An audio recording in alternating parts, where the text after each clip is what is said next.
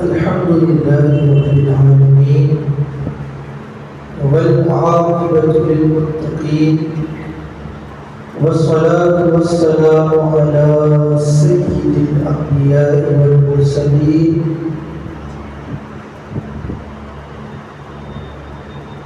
أما بعد فأعوذ بالله من الشيطان الرجيم بسم الله الرحمن الرحيم قال الله تبارك وتعالى في القرآن المجيد قل هل يستوي الذين يعلمون والذين لا يعلمون صدق الله العظيم وصدق رسوله النبي الأمين المتين المعين المبين الكريم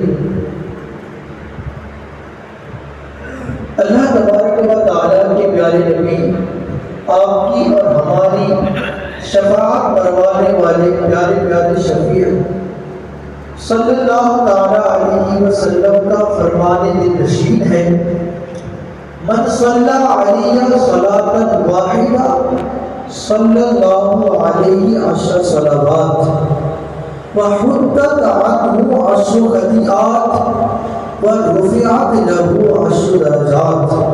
اللہ کے نبی صلی اللہ علیہ وسلم نے ہمیں یہ خوشخبری سناتے ہوئے ارشاد فرمایا، اے میرے امت، اے میرے امتی، تمہارے لیے خوشخبری ہے کہ تم میں سے جو کوئی مجھ پر ایک مرتبہ درود پاک پڑھے گا، صرف ایک مرتبہ مجھ پر درود بھیجے گا، اس کا انعام، اس کا بدلہ یہ ہے کہ اللہ تبارک و تعالیٰ اس پر 10 رحمتیں بھیجے گا، اللہ پاک اس کے 10 گناہوں کو مٹا دے گا اور اس کے نامہ اعمال میں 10 نیکیوں کو لکھے گا اور اس کے 10 درجات کو بلند فرمائے گا۔ اور ایک بات یاد رکھیے، درود پاک کی بہت بڑی فضیلت ہے، درود پاک کی شان، درود پاک کا مرتبہ، درود پاک کی اہمیت کو سمجھنے کے لیے آپ اتنا یاد رکھیے، کام 2 طرح کے ہوتے ہیں، افعال 2 طرح کے ہوتے ہیں، ایک وہ جو ہم کرتے ہیں لیکن اللہ پاک اس سے پاک ہے، جیسا ہم نماز پڑھتے ہیں اللہ پاک اس سے پاک ہے، ہم جمعہ پڑھنے آئے ہیں اللہ پاک اس سے پاک ہے، ہم عبادت کرتے ہیں اللہ پاک اس سے پاک ہے، ہم روزہ رکھتے ہیں اللہ پاک اس سے پاک ہے، ہم زکوٰۃ دیتے ہیں اللہ پاک اس سے پاک ہے، ہم حج کرتے ہیں اللہ پاک اس سے پاک ہے، ہم عمرہ کرتے ہیں اللہ پاک اس سے پاک ہے، ہم والدین کی خدمت کرتے ہیں اللہ پاک اس سے پاک ہے۔ اور دوسرا کام وہ ہے کہ جو اللہ ہی کر سکتا ہے، ہم نہیں کر سکتے۔ مثال کے طور پر اللہ زندگی دے سکتا ہے، ہم نہیں دے سکتے، اللہ موت دے سکتا ہے، ہم نہیں دے سکتے، اللہ روح پھونک سکتا ہے، ہم نہیں پھونک سکتے، اللہ روزی دیتا ہے، ہم نہیں دے سکتے۔ پتہ چلا کہ کام 2 طرح کے ہوتے ہیں، ایک وہ جو ہم کرتے ہیں اللہ اس سے پاک ہے، ایک وہ جو اللہ ہی کر سکتا ہے ہم نہیں کر سکتے۔ لیکن سوال پیدا ہوتا ہے، کیا کوئی کام ایسا ہے، کیا کوئی فعل ایسا ہے کہ جسے اللہ بھی کر رہا ہو، جسے اس کے فرشتے بھی کر رہے ہو اور اللہ پاک اپنے بندوں کو اس کا کرنے کا حکم دیتے ہو؟ ہاں ہاں، وہ ایک کام ہے اور پھر درود پاک۔ اللہ پاک فرماتا ہے ان اللہ و ملائکتہ یصلون علی النبی، اے لوگوں سنو، بے شک اللہ پاک اور اس کے فرشتے غیب بتانے والے آخری نبی صلی اللہ علیہ وسلم پر درود بھیجتے ہیں۔ اب کیا کرنا ہے؟ یا ایھا الذین آمنوا صلوا علیہ وسلموا تسلیما، تو اے ایمان والو، اے مجھے ایک رب ماننے والو، اے میرے حبیب کو آخری نبی ماننے والو، تم بھی اس نبی پر، تم بھی اس پیارے نبی صلی اللہ علیہ وسلم پر خوب درود و سلام پڑھو۔ آئیے ہم ان تمام فضیلتوں، ان تمام ثوابوں کو حاصل کرنے کے لیے ایک بار مل کے درود شریف پڑھتے ہیں۔ پڑھیے الصلاۃ والسلام علیک یا رسول اللہ، الصلاۃ والسلام علیک یا حبیب اللہ، الصلاۃ والسلام علیک یا نبی اللہ وعلی صلی اللہ تعالی علیہ وسلم۔ اور ایک بات نوٹ فرمائیے گا، احادیث کی کتابوں میں ہے کہ انسان جب مسجد میں داخل ہوتا ہے اور مسجد میں داخل ہونے کے ساتھ وہ اعتکاف کی نیت کرتا ہے، سنت اعتکاف کی نیت کرتا ہے، تو وہ جب تک مسجد میں بیٹھا رہے گا اس کے نامہ اعمال میں مفت کا ثواب لکھا جاتا رہے گا۔ اس لیے آئیے ہم سب مل کر سنت اعتکاف کی نیت کرتے ہیں۔ میرے ساتھ کہہ لیجیے نویت سنت الاعتکاف۔ آج میرا موضوع، میرا عنوان بہت ہی بہترین ہے۔ آج میں نے قرآن پاک کی اس مقدس آیت کی تلاوت کرنے کا شرف حاصل کیا کہ اگر اس آیت کو ہم سمجھ کر، اس آیت پر عمل کر کے اس کو اپنی زندگی میں نافذ کر لیں تو جہاں ہماری دنیا بہتر ہو جائے گی، ہماری آخرت سنور جائے گی۔ قرآن پاک کی ہر بات پہ، قرآن پاک کی ہر آیت میں، اللہ پاک کے ہر فرمان پہ بے شمار حکمتیں ہوتی ہیں۔ بہت ساری کتابیں ہوں گی، بہت سارے کتب لکھے جاتے ہیں، لیکن قرآن پاک ہی ایسی کتاب ہے کہ جس کے ایک ایک آیت میں صرف ایک مطلب نہیں بلکہ لاکھوں مفاہیم، لاکھوں مطالب اور لاکھوں معنی چھپے ہوتے ہیں۔ جیسا کہ سمندر کے اندر موتی پایا جاتا ہے، لیکن آپ اور ہم اسے نکال نہیں سکتے۔ اس موتی کو نکالنے کے لیے اس کا ایک الگ ایکسپرٹ ہونا چاہیے، اس فیلڈ کا ماہر ہونا چاہیے۔ جس طرح سمندر میں موتی ہونے کے باوجود ہم نہیں نکال سکتے، اسی طرح قرآن پاک کی ایک ایک آیت میں بہت ساری تفسیر ہوتی ہے، بہت سارے مطالب ہوتے ہیں، بہت سارے معنی ہوتے ہیں۔ اس کے باوجود ہم نہیں جانتے، ہم نہیں سمجھ پاتے۔ اس میں ہماری کمی ہے کہ ہم نے اس میں دلچسپی نہیں لیا، اس میں ہماری کمی ہے کہ ہم نے اس میں توجہ نہیں دیا۔ آج کل علماء کرام، فقہاء اعظام، محدثین کرام، مفسرین کرام، جنہوں نے جتنی محنت کی اور جن کو اللہ پاک نے جتنا کمال دیا، وہ ایک آیت سے اتنے مطالب نکالتے ہیں۔ تو اسی لیے قرآن پاک کی ایسی کتاب ہے کہ جس کو ہمیں بھی پڑھنا چاہیے، ہمیں سمجھنا چاہیے، تاکہ قرآن کے ذریعے ہماری دنیا بہتر ہو، قرآن کے ذریعے ہماری آخرت بہتر ہو۔ اللہ تبارک و تعالیٰ اس آیت کریمہ میں ارشاد فرماتا ہے، قل، اے محبوب، اے میرے حبیب، آپ لوگوں سے کہہ دیجئے، آپ لوگوں سے فرما دیجئے، هل يستوي الذين والذين لا يعلمون، هل يستوي الذين يعلمون والذين لا يعلمون۔ اے نبی آپ لوگوں سے فرما دیجئے، اے لوگوں تم کیا سمجھتے ہو کہ جانکار اور انجان برابر ہے؟ اے لوگوں تم کس گمان میں ہو، عالم اور جاہل برابر ہے؟ اے لوگوں تم کس گمان میں ہو، علم اور جہالت برابر ہے؟ نہیں، جس طرح دن اور رات برابر نہیں، جس طرح روشنی اور تاریکی برابر نہیں، اسی طرح عالم اور جاہل برابر نہیں، اسی طرح جانکار اور انجان برابر نہیں۔ جس طرح دن آتے ہی رات کا اندھیرا چھٹ جاتا ہے، روشنی آتے ہی جہالت کا اندھیرا چھٹ جاتا ہے، اسی طرح علم کی روشنی کے آنے سے انسان کے دل میں، انسان کے اعمال میں، انسان کے افعال میں، انسان کے کردار میں جب علم کا نور داخل ہوتا ہے، علم کی روشنی داخل ہوتی ہے، تو اس کے اندر سے جہالت کا اندھیرا چھٹ جاتا ہے، برائیوں کا اندھیرا دور ہو جاتا ہے، بدعمالیوں کا اندھیرا ختم ہو جاتا ہے۔ پیارے اسلامی بھائیو، علم بہت قیمتی شے ہے۔ آج کل یہ دنیا بھی مانتی ہے، بہت سارے لوگ مانتے ہیں کہ عالم اور جاہل برابر نہیں، ایجوکیٹر اور غیر ایجوکیٹر برابر نہیں۔ آج ہم کچھ منٹ اسی کے بارے میں سوال کریں گے۔ دیکھیں علم کی شان، علم کا مرتبہ بہت ہے۔ آپ کو ایک بات بتاتا چلوں، ہمارے نبی سب سے اعلیٰ، ہمارے نبی کے جیسا کوئی نہیں، ہمارے نبی بے مثال، ہمارے نبی بلندیوں کی اس چوٹی پہ پہنچے ہوئے ہیں جس کے دور دور تک کوئی نظر نہیں آتا۔ ہمارے نبی کے اعمال بھی بلند، ہمارے نبی کے اخلاق بھی بلند، ہمارے نبی کے اوصاف بھی بلند، ہمارے نبی کی ہر صفت بے مثال ہے۔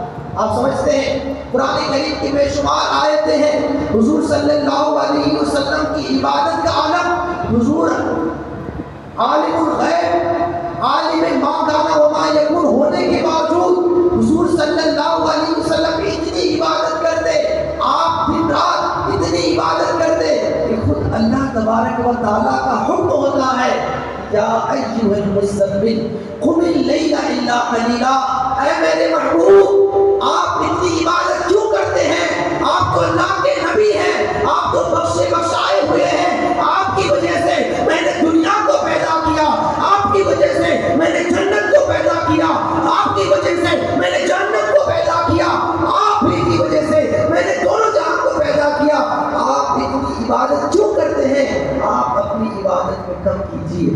اور ہمیں کیا حکم ہوتا ہے؟ ہمیں حکم دیا جاتا ہے کہ وما خلقت الجن والانس الا لیعبدون، اے لوگوں تم کو یوں ہی پیدا نہیں کیا گیا، اے لوگوں تم کو دنیا کی رنگینیوں میں مست ہونے کے لیے پیدا نہیں کیا گیا، اے لوگوں تم کو دنیا کی عیش و عشرت کے لیے پیدا نہیں کیا گیا، تمہارے پیدا کیے جانے کے جہاں بہت سارے مقاصد ہیں ان میں سے اہم اور بنیادی مقصد ہے کہ تم میری عبادت کرو، یہ دنیا تمہارے لیے عبادت کی جگہ ہے، یہ دنیا تمہارے لیے مجھے راضی کرنے کی جگہ ہے، یہ دنیا تمہیں کھیل کود کے لیے نہیں دی گئی۔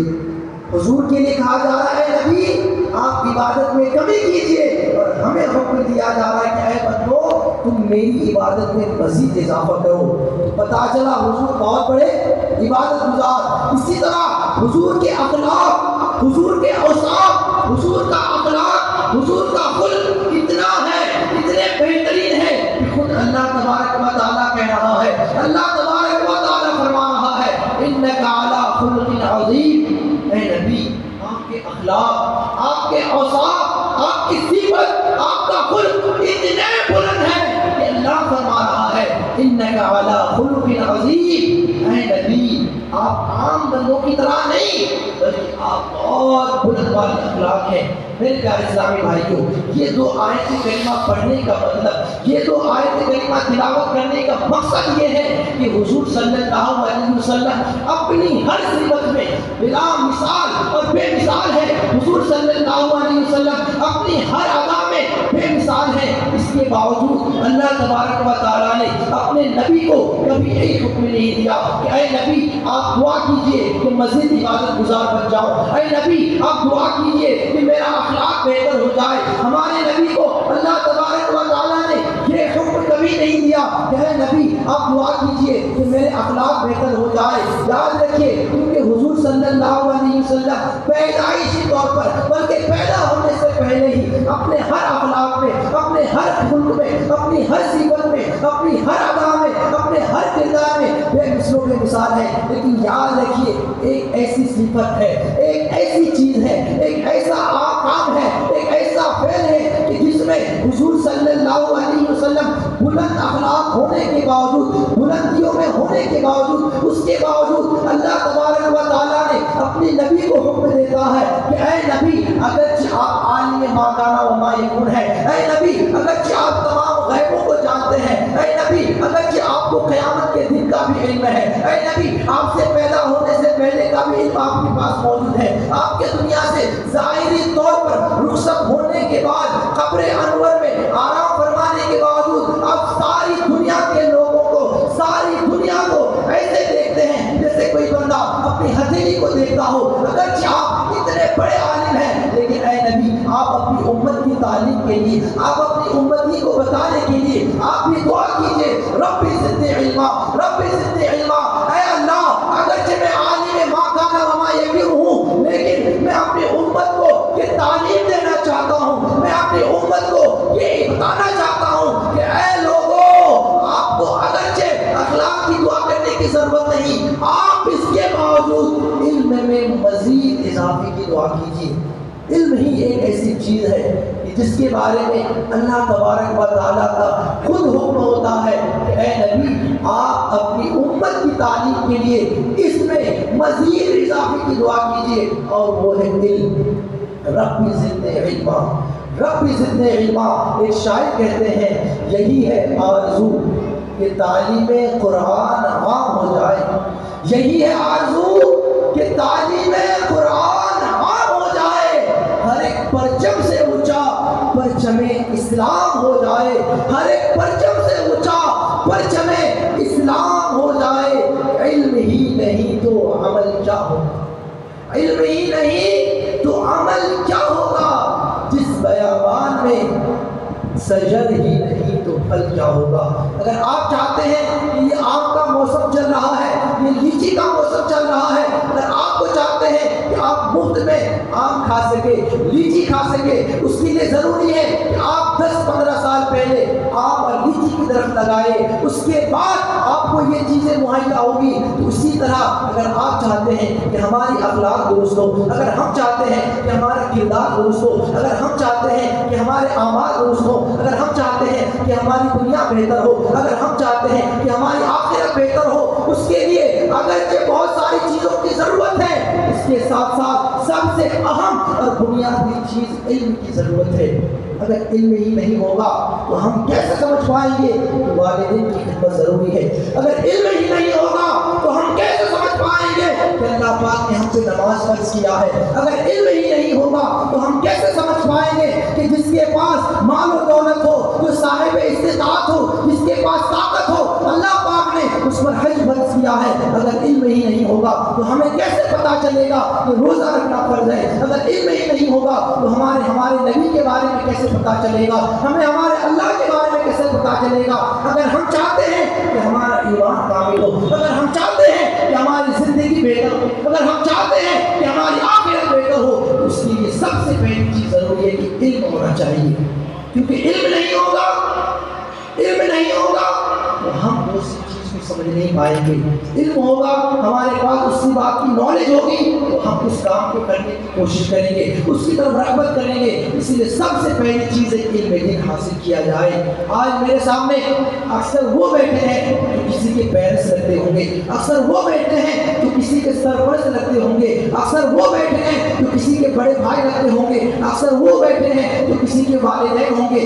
آج میں آپ کے سامنے ایک بات بتانا چاہوں گا، اگرچہ آپ اپنی زندگی میں، اپنے بچپن کے دور میں علم دین حاصل نہیں کر پائے، آپ قرآن پاک نہیں سیکھ پائے، آپ حدیث کا علم نہیں لے پائے، آپ قرآن کی بات کو نہیں سیکھ پائے، تو آپ یہی کام اپنی اولاد کے ساتھ کبھی مت کیجیے گا۔